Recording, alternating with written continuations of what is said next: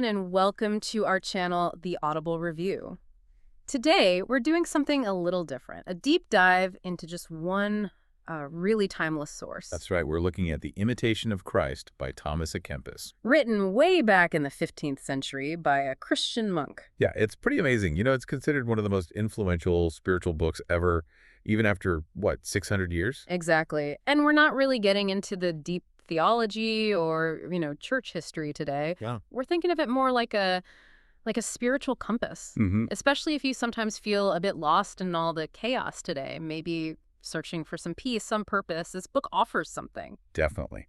And our mission here really is to pull out the core actionable insights. Yeah. We found 4 key ideas in the book for finding that inner peace through faith. It's very much a guide for the soul, not abstract theory. It's about things you can actually try. Okay, let's get into it then. Pillar number 1 he talks about. Well, it sounds simple, but it's tough.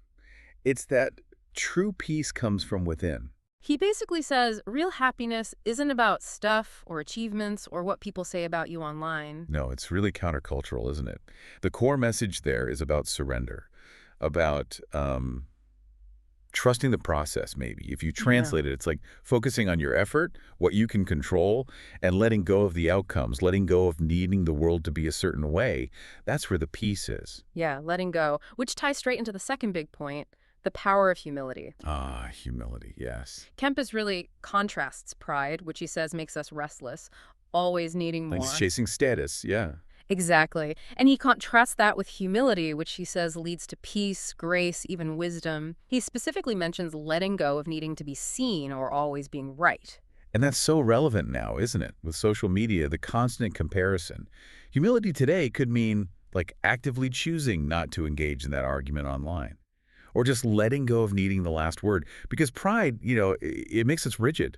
When you let go of winning, you actually open up space for something deeper, less internal conflict. Okay, so inner peace, humility. That's the internal stuff. But it's not just about thinking, right? How does he say we should, live this out? What are the practical things to try? That's the perfect question, leading right into the third pillar.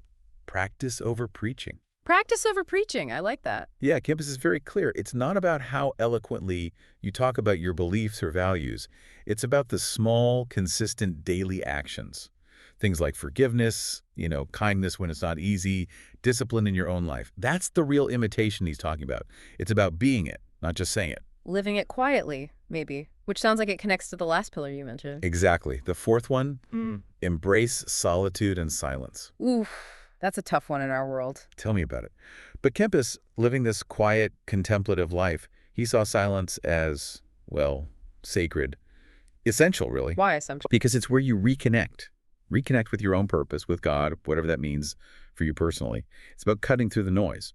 In today's terms, maybe silence is where you just accept.